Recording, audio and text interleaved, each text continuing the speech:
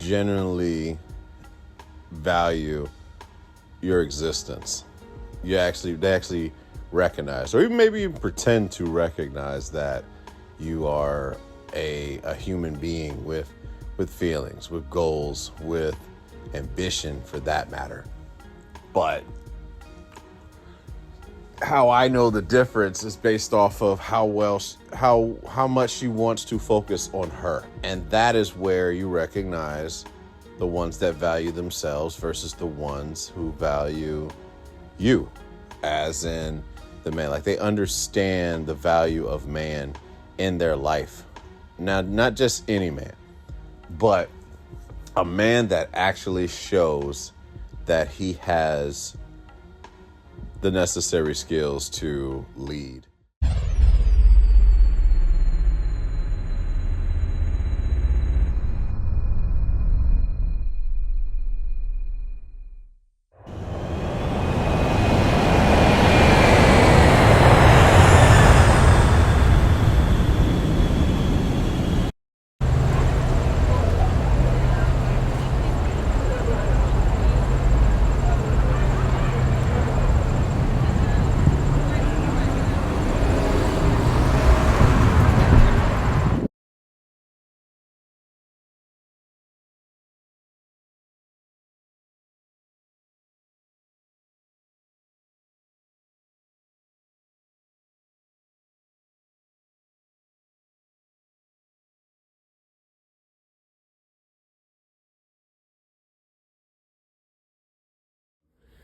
The independent woman.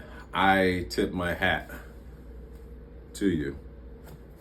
When it comes to being able to hone in on your own, do your own thing, you have your own money, you have your own place, you have your own car, you work, you are a diligent worker, you do all of the things that a parent would want for their child to know that they will be okay and survive on their own.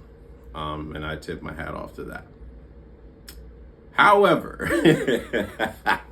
However, when it comes to relationships, there is no room for two quarterbacks.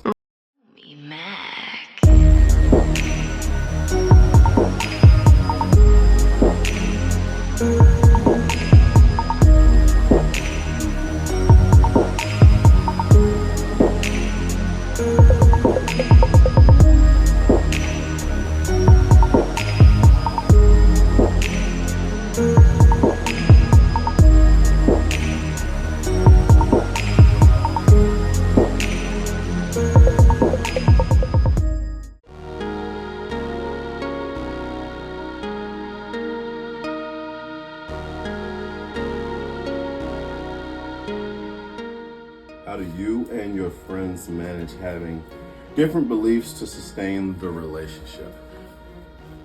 Truth be told, what I do, I won't speak for them, but what I do is remember that nothing's about me. And whatever they believe in is what they believe in. I don't have to believe in what they believe in, and they don't have to believe in what I believe in. For me, it's not about proving myself to be right. It's just a belief, you know what I'm saying? A preference in my mind. Now, some, depending on how strong into the faith or whatever it is they've gotten, very well may try to project that and put that onto, you know what I'm saying, like to others. But I mean, for me, it's more about, you don't have to announce it. Like I guess that's what it is for me. You know what I mean? Like, it's like my security with what I believe in and who I worship is on me. Like, for me, when it comes to knowing what you believe in. I mean, I believe that's a thing of privacy. If indeed you want to share it, that's fine, but it's not something that you have to share. It's not mandatory for me. Like, I don't need to know who you worship, but it's, you know what I'm saying? Like, I'm going to, if anything, I'm going to take action as far as how you treat me. Whatever you believe in, same thing with your political belief. If you believed in a certain candidate that might have promoted a certain agenda, if you will, I'm going to take you on how you treated me.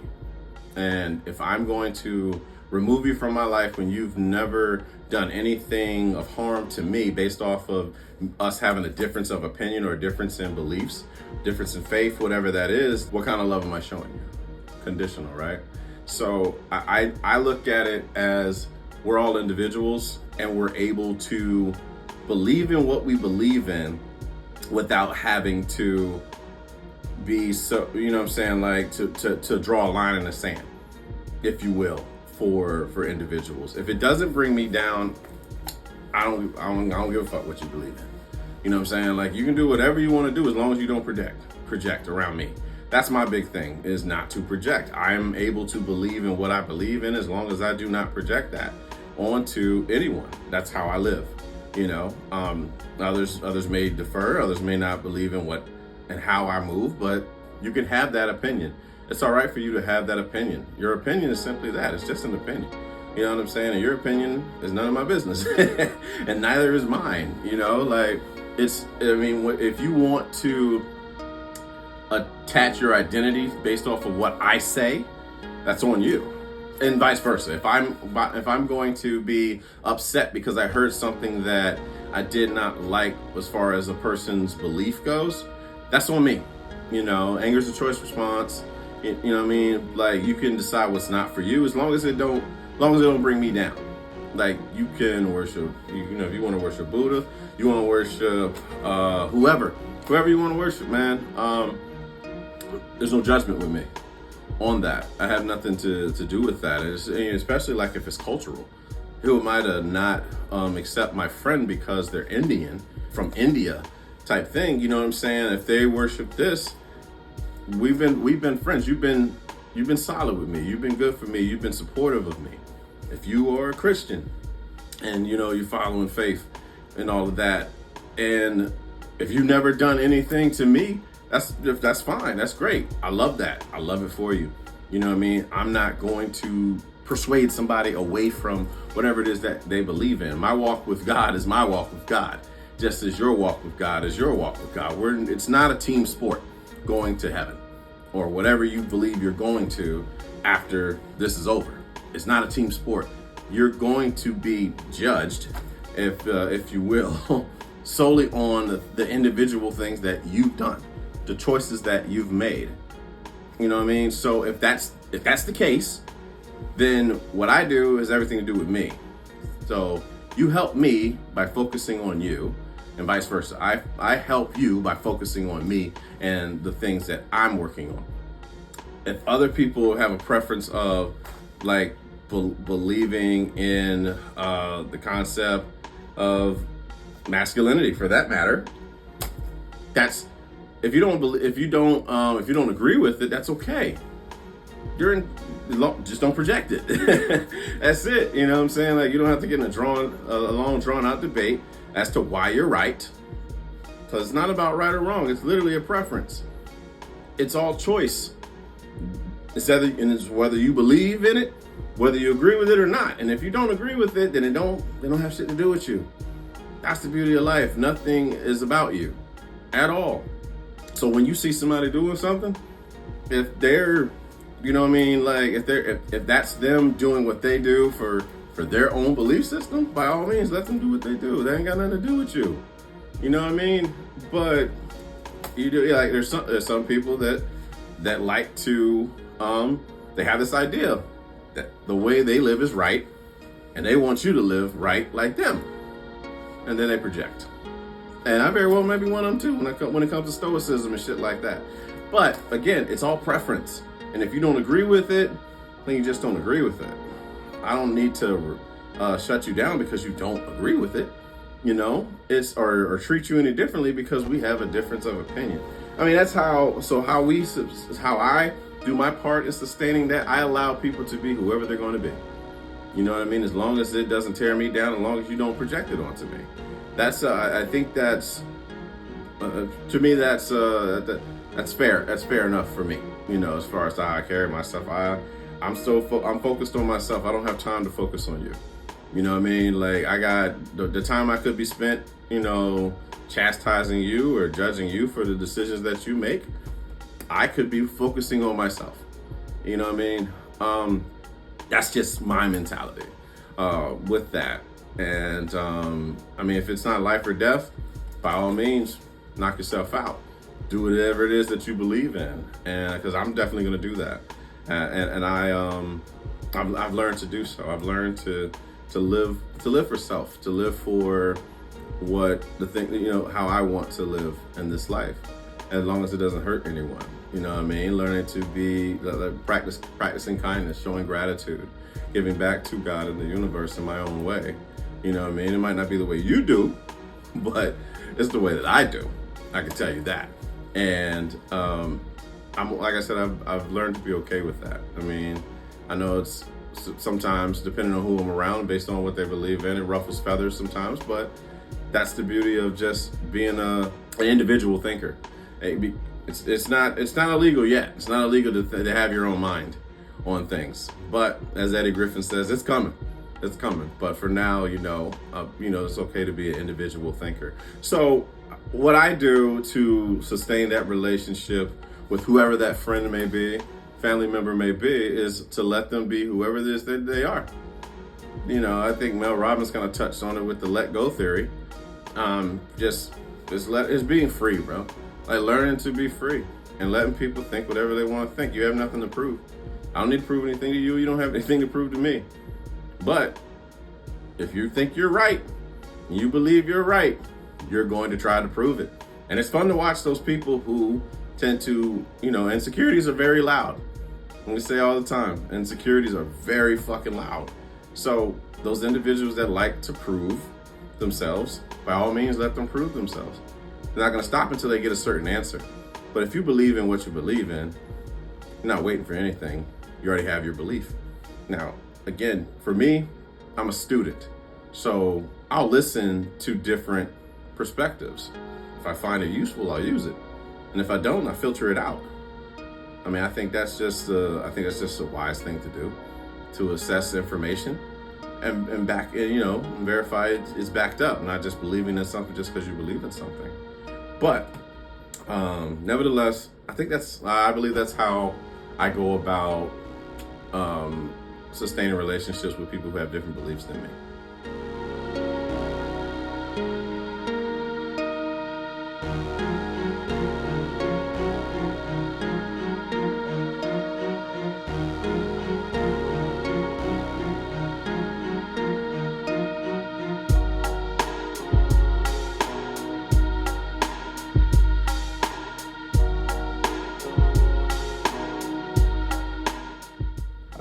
Feel about the independent woman? Yes, ma'am. Yes, ma'am. The independent woman. I tip my hat to you. When it comes to being able to hone in on your own, do your own thing, you have your own money, you have your own place, you have your own car, you work, you are a diligent worker. You do all of the things that a parent would want for their child to know that they will be okay and survive on their own. And I tip my hat off to that. However, when it comes to relationships, there is no room for two quarterbacks. Know how to turn what you do at work. By all means, at work, it makes all the sense in the world for you to operate, independently, respecting yourself, protecting yourself. I am all for that. This is my preference. This is not a fact-based shit. This is what I believe. You know what I mean? So When it comes to the independent woman, turn that shit off when you leave the job. Period. Turn that shit off when you leave the job, because I'm not interested in a woman who behaves like a man in any way, shape, or form. I'm not. I'm just not. And carrying yourself in a way that pretty much shows I don't need no man. You make it. It's a well aware that you don't require a man for your survival because you have all these things on your own. Now, how are you going to get a man? By portraying yourself as one. And I'm not saying that because you're an independent woman, you're acting like a man. I'm saying that the stigma that is going on in our society, especially here in America, is that the independent woman operates in her masculine, tends to operate in her masculine a lot more than required. And when I say that, I mean at work for fucking certain. Because, even men get fucked over at the job. So just imagine what would happen if you as a woman operated in your soft and feminine energy on the job. People will walk the fuck over you depending on what career field that you're in. That's something for that person to decide what's best to operate in. Am I best if I'm working for the military? Is it best that I operate in my soft and my feminine presence at the job, or because I'm working with some people that tend to be a little bit of abrasive and maybe aggressive, is it best that I operate in my masculine energy? The same thing that men have to decide, you know what I'm saying, depending on the situation. But I love the independent woman. I find it very sexy, very attractive that a woman can hold her own. You know what I mean? But I need you to understand what draws attraction, okay? For men, for masculine men, straight masculine men who are into women, we are not looking to date another fucking man. You know what I mean? And by that, and so it's just a choice you have to decide with the role of the relationship. Whether you're going, if a man is going to be comfortable operating in his feminine energy so that he can be with this woman who predominantly acts in her masculine energy, by all means, my brother, I tip my hat off to you, but you better be okay with your role and she better be okay with her role. But let me tell you what tends to happen quite often. Women are taught from a young age to be strong and independent, and I don't need no man and all that other shit. And you attract the opposite when you operate. Opposites attract. So if you're going to carry yourself in the sense that, you're operating your masculine energy, you're going to attract the feminine male. And what that means is a male that looks to you for decision making like a child does to a mother.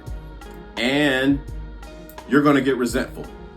Might not be in the beginning, but it's coming. It's certainly coming. You are going to get resentful because this motherfucker doesn't know how to operate without you. So he's constantly coming to you for questions. He doesn't know how to move. He requires he wants to borrow your car. He wants you to get his video games from GameStop, whatever the fuck childlike shit that goes on with the adult male is what the fuck you're going to have. And it's going to be okay. You're going to be okay in the beginning. Because, we ignore red flags when we have crushes, When you have crushes, you ignore red flags, all right? However, over time, when the honeymoon phase is over, all that shit that used to be cute, you thought was cute in the beginning, turns into resentment. Because you are the one, you're the leader. You're the leader of the relationship. You are the matriarch of your home. Nothing goes down without you. And you're going to complain. And chances are you end up sharing this shit with either your girlfriends, probably a male coworker at the job, or male friends, which I find dangerous anyway, to share our relationship information with other men or other people, period. You know what I'm saying? Like, I'm not a fan of that shit. It wouldn't be. You know what I'm saying? If I ever were to be married, I would not be discussing what's going on between me and her with somebody that's outside of the relationship. That's just me. It's like in detail. Don't get me wrong. To talk about, this particular thing, but the ins and outs, like that's stuff that's really pertinent and decision making, because you don't know where those friends are going to be coming from. Those friends might be coming from a place of defensiveness, wanting you to be miserable, just as miserable as them, and they'll say whatever it takes to get an emotional reaction out of you. In those situations, you want to manage your emotions and you want to make logical decisions when it comes to I believe when it comes to a relationship. But like that resentment is going to be there. So being with this, like I said, this independent woman, when you're at the job, learn how to do this shit. Please learn how to do this. You would save so many males who wish to operate in their masculine so much time. When you leave the job, turn that shit off. Like the whole thing of operating in your masculine, trying to be all aggressive and abrasive. A straight masculine man is not looking for another man. We're not looking for that. Your power is in your femininity, your softness. So like to those women who have the courage to be soft around somebody who can really do damage to them, you know what I mean? Take advantage of them, you know what I mean? I applaud that, you know what I mean? I get it. You want to protect yourself because you don't want to feel pain, right? So you don't want to protect yourself from being hurt. But what you end up doing, your strategy of not hurting yourself is hurting you, because you're attracting the man that you're going to have to do shit for. And the man who knows to lead, you reject that, you push that away, you challenge him on each call that he makes, and it kills attraction.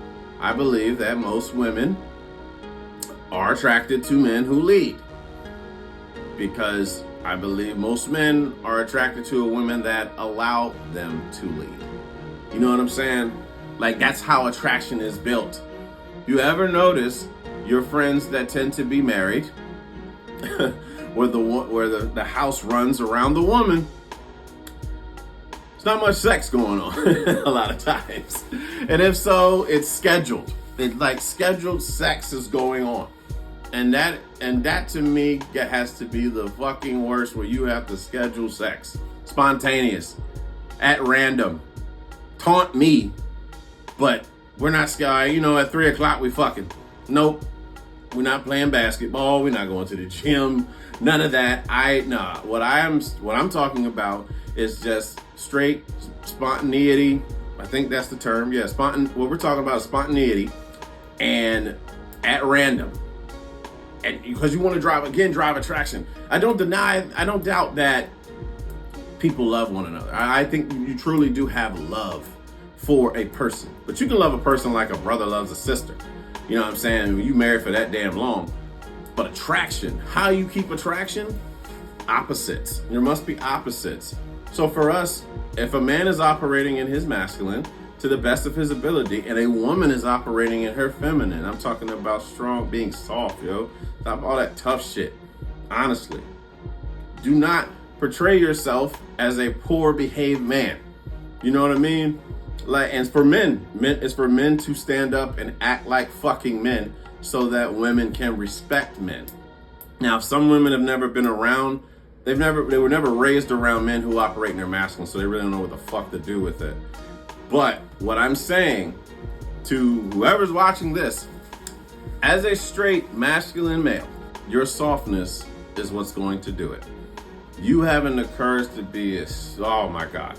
It is difficult for a man to resist the power of a woman who operates in her supreme femininity and her softness. Now, I'm not saying let people just say whatever they want to say to you and you just being all prissy about it. But there is power in your prissiness. And I know that, I believe that all women do have this in them. I'm just more of a fear of doing it or haven't been taught how to do it.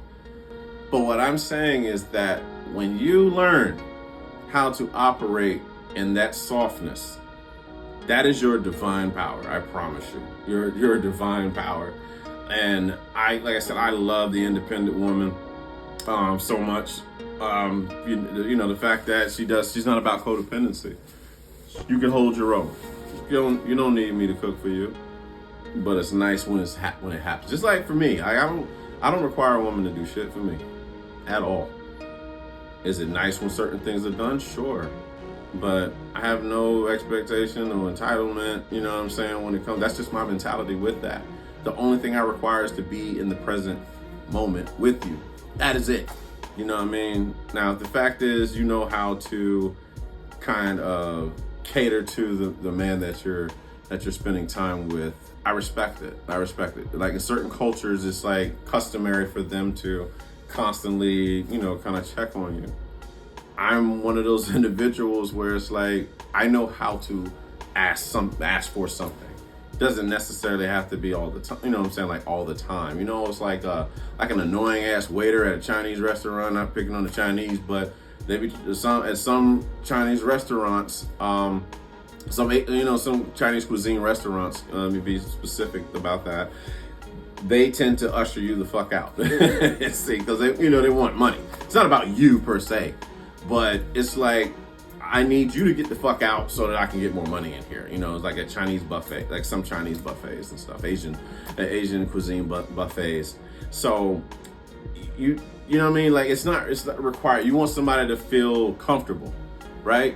How comfortable are you by constantly, you know what I'm saying, somebody constantly coming up to you? You wouldn't want a waiter to do that, so why would you do that to somebody that you love or value? You know what I mean? Like it's trust them to be able to ask, you know, for something that they want. But it's like I said, in conclusion to the independent woman, how I feel about her, I love the skills that you have. I promise you, baby. I love that about you. I love that you don't rely upon anything.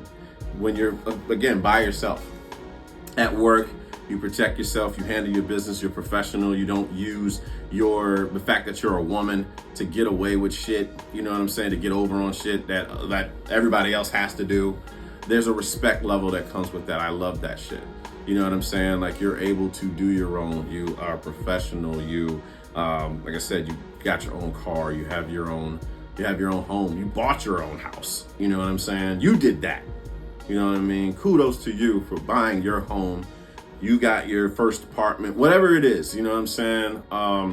You do all the things. You do all the things for you, and hell, you might even do that for your family members too. But when you enter a relationship with a masculine man, turn that shit the fuck off.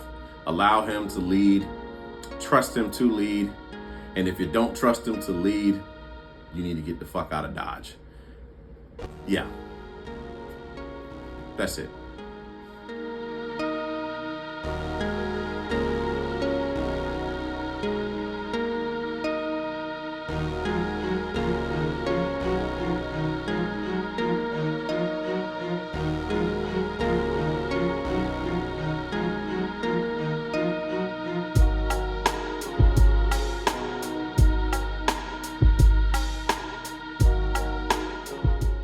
If I had to say what the best fries are in fast food to me, I am going to go with Rally's Checkers seasoned fries. And it's been that way since I was a kid. You know, you get so used to McDonald's, but they're classic though. You know, McDonald's fries is classic. Wendy's is, you got to be in the mood for that shit. Burger King, when they made that first change, and they were like, I think we were in high school when this happened, but they were promoting Mr. Potato Head, right? Because they had changed the recipe on the fries, but they're straight. Hardee's, okay.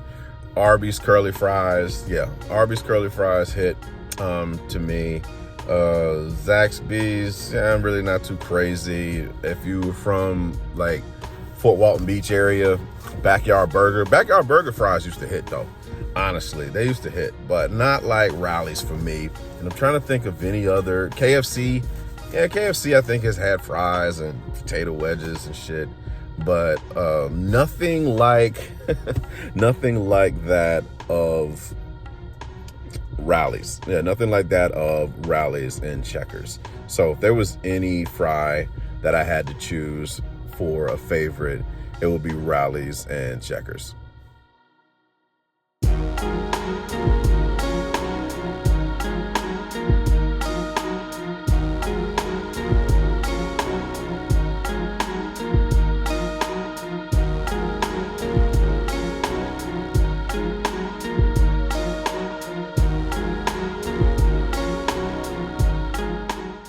What did you learn about life from watching TV growing up? I learned that there were different cultures that didn't do what I saw going on in my family for a lot of things. I saw different values, you know, like it was cool that, I mean, it's fictional, but it was cool that a kid got to express how they felt. You know what I'm saying, what they had going on, and that the parents were there to kind of listen and take into account. Now granted, they would say some wild shit, you know what I'm saying? They would say some wild shit like Full House and like, I hate you, Dad, and run upstairs. But those little moments where it's like trying to figure out exactly what the issue was, and they had a place to have a voice. You know what I mean? A lot of times, especially in I'll speak for us, you know, seen and not heard, you know. So to be able to express yourself, to understand why you feel what you feel, and for that to be received, I thought that was pretty cool to kind of do that, you know, even if it's, you know, from a fictional standpoint. I say Fresh Prince of Bel-Air taught that you could be funny. You could be funny with your family, and you can also go through tough times. You know, it's not to say that my family wasn't allowed to be funny and we didn't go through tough times. We certainly had many of those. But like seeing it on TV kind of play out. Again, these are all fictional families, of course. But to see that episode where Carlton almost kind of loses his life on the drugs, you know, taking speed, because, you know, Will was trying to stay up and, you know, just be energetic for whatever he had to, you know, do in his life. And to see them come together, like those moments where the father, that Lou, shows up and then saying that he's going to do something, and then having Will pretty much earn his acting chops, you know, in that scene where he's so upset because this expectation, I mean, he's been set up to essentially be let down by his pops, you know, because he said he's gonna take him on the road with him.